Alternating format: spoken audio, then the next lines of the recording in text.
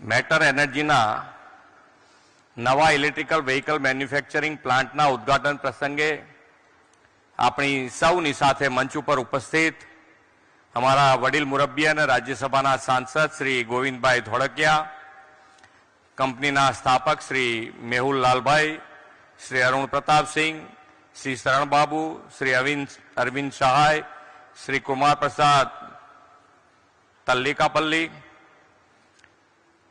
મારી સામે આજ વિસ્તારના ધારાસભ્ય શ્રી કનુભાઈ, આજ વિસ્તારના જિલ્લાના અધ્યક્ષ શૈલેષભાઈ, પૂર્વ અધ્યક્ષ હર્ષદગીરી, મેટર એનર્જીના સૌ કર્મયોગીઓ, પ્રેસ મીડિયાના મિત્રો, આપ સૌને મારા નમસ્કાર। આજે ચૈત્ર મહિનાની નવરાત્રિના દુર્ગાષ્ટમી પ્રસંગે આપ સૌને દુર્ગાષ્ટમીની ખૂબ ખૂબ શુભેચ્છાઓ પાઠવું છું।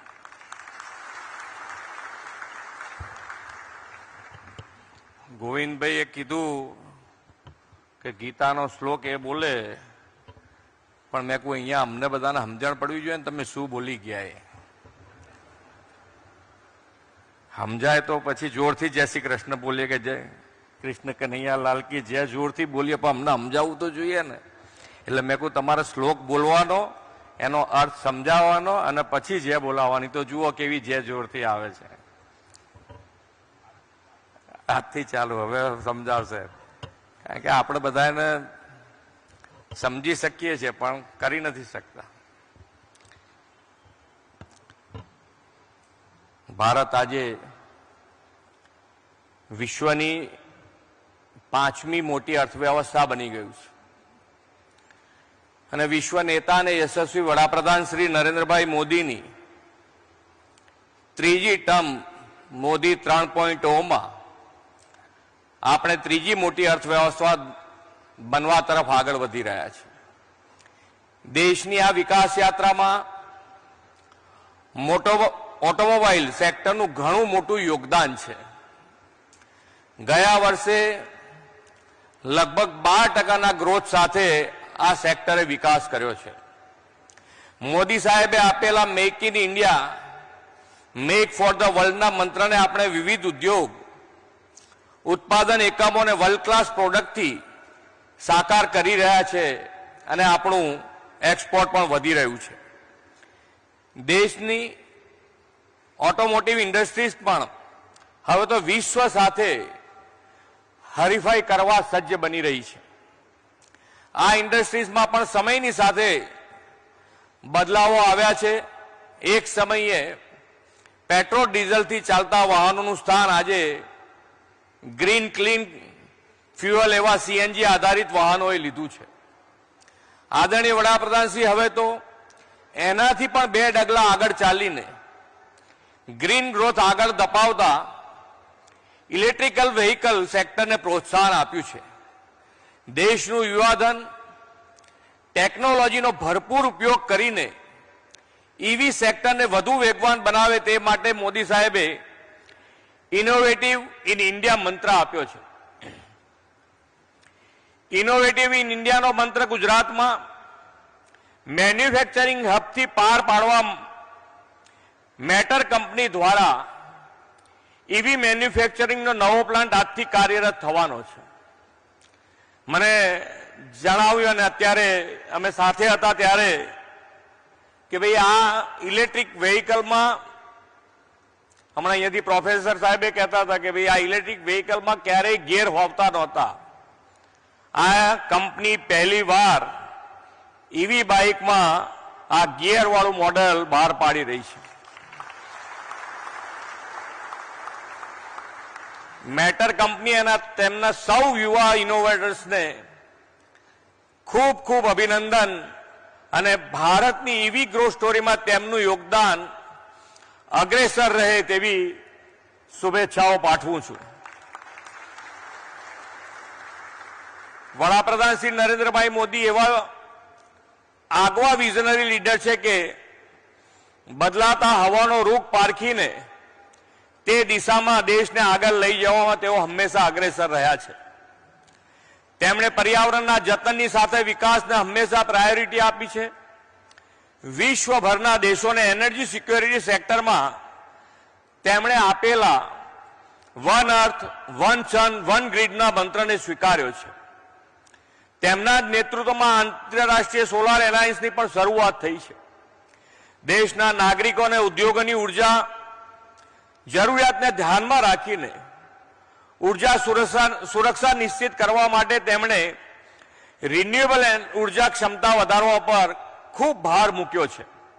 એટલું જ નહીં, ગ્રીન ગ્રોથની નેમ પાર પાડવા પણ તેમના દિશા દર્શનમાં ભારતે પાછલા 10 વર્ષમાં અનેક સિદ્ધિઓ પ્રાપ્ત કરી છે.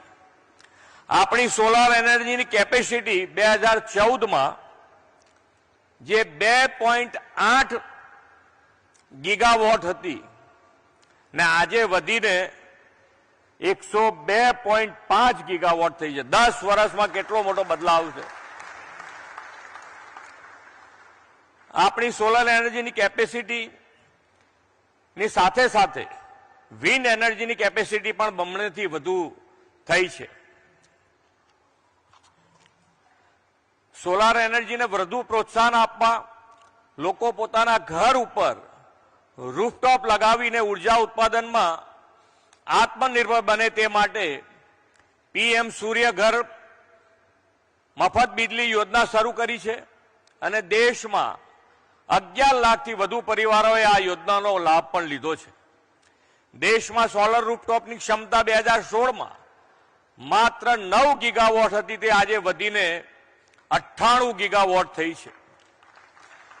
વડાપ્રધાનશ્રીએ ગ્રીન અને ક્લીન એનર્જીને પ્રોત્સાહન આપવા ગ્રીન હાઇડ્રોજન મિશન શરૂ કરાવ્યું છે અને 4.5 લાખ ટન ગ્રીન હાઇડ્રોજન દર વર્ષે ઉત્પાદન માટે બજેટમાં પણ 2240 કરોડ રૂપિયાની ફાળવણી કરી છે. દેશના બિનપરંપરાગત ઉર્જાના બધા સ્ત્રોતને ક્ષમતા જાન્યુઆરી 2025માં 217.62 ગીગાવોટે પહોંચી છે. વડાપ્રધાન શ્રી નરેન્દ્રભાઈ મોદીના નેતૃત્વમાં ભારત વિશ્વનો ત્રીજો સૌથી મોટો રિન્યુએબલ ઉર્જા ઉત્પાદન કરતો દેશ બનવાની દિશામાં આગળ વધી રહ્યો છે. બદલાતા સમય સાથે ઇલેક્ટ્રિકલ વ્હીકલના ક્ષેત્રમાં પણ ભારત વિશ્વમાં અગ્રેસર બને તે માટે વડાપ્રધાનશ્રીના નેતૃત્વમાં ખાસ નીતિ પણ બની છે અને ઇન્ફ્રાસ્ટ્રક્ચર પણ ઊભું થયું છે. પાછલા 10 વર્ષમાં ઇલેક્ટ્રિકલ વ્હીકલના વેચાણમાં 640 ગણાની વૃદ્ધિ સાથે ગયા એક જ વર્ષમાં 17 લાખ જેટલા ઈવીનું વેચાણ થયું છે. ગુજરાત ઈવી મેન્યુફેક્ચરિંગ હબ બનવા તરફ આગળ વધી રહ્યું છે ત્યારે રાજ્યમાં ઈવી ઉત્પાદન અને ઈવી મોબિલિટીને પ્રોત્સાહન મળે તે માટે ઈવી પોલિસી 2021 અને આત્મનિર્ભર ગુજરાત યોજના દ્વારા ઈવી ઉત્પાદનને પ્રોત્સાહન આપણે આપી રહ્યા છીએ. ઇલેક્ટ્રિકલ વ્હીકલ માટે ખૂબ જ જરૂરી એવા બેટરી અને લિથિયમ આયન સેલના ઉત્પાદનના એકમો પણ આપણા ત્યાં શરૂ થવા જઈ રહ્યા છે. આજે ક્લાઇમેટ ચેન્જનો મોટો પડકાર આપણી સામે છે, તો તેને નાથવા સાથે કાર્બન ફૂટપ્રિન્ટ ઘટાડવા ગ્રીન ગ્રોથ અને ઈવીને હાથ વગો આપણો ઉપાય છે. ગ્રીન ગ્રોથ એન્વાયરમેન્ટ માટે સરકાર ઈ મોબિલિટીને વેગ આપે છે, સાથે પબ્લિક ટ્રાન્સપોર્ટ સિસ્ટમમાં પણ 800 જેટલી ઈવી બસો આજે ગુજરાતમાં કાર્યરત છે. ઈવીને અપાતા પ્રોત્સાહનથી ગુજરાતમાં ઈવી વપરાશને પણ વધ્યો છે અને સાથે સાથે 2,64,000 ઈવી રજીસ્ટર થયા છે અને ઈવી ચાર્જિંગ સ્ટેશનનું ઇન્ફ્રાસ્ટ્રક્ચર પણ આપણે વધારી રહ્યા છે. વડાપ્રધાન શ્રી નરેન્દ્રભાઈએ વિકસિત ભારત 2047નું લક્ષ્ય આપણને આપ્યું છે.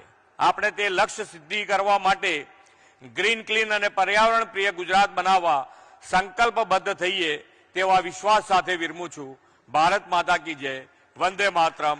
જય જય ગરવી ગુજરાત. યમ બ્રહ્મા વરુણેન્દ્ર રુદ્ર મરુત સ્તુવન્તિ દેવ્યેસ્તવે વેદૈ સાંગપદ ક્રમોપનિષદેર ગાયન્તિ યામ સામગાવ ધ્યાનાવસ્થિત તદ્ગતેન મનસા પશ્યન્તિ યમ યોગિનો યસ્યામ તમ ન વિદુષુરાસુરગણા દેવાય તસ્મૈ નમઃ. કૃષ્ણ કનૈયા લાલ કી જય. એટલે તમને જય બોલવા જેવું ન લાગ્યું? બોલો કૃષ્ણ કનૈયા લાલ કી જય. પરફેક્ટ. માનનીય શ્રી આપણા ચીફ મિનિસ્ટર સાહેબ શ્રી ભૂપેન્દ્રભાઈ પટેલ સાહેબ, શ્રી અરવિંદ સહાય સાહેબ અને મોહલભાઈની સાથે આખી એની ટીમ, આપ સૌ પધારેલા વિશિષ્ટ મહાનુભાવો, વેલ વિશેર, ફેમિલી મેમ્બરો, સૌના હૃદયમાં બિરાજમાન એવા પરમાત્માને પ્રણામ. નમસ્તે મિત્રો. આ જગતમાં સૃષ્ટિમાં કરતું અકર્તું ને અન્યથા કરતું ઈશ્વર છે અને ઈશ્વરની યોજનાથી આ સૃષ્ટિ ચાલી રહી છે.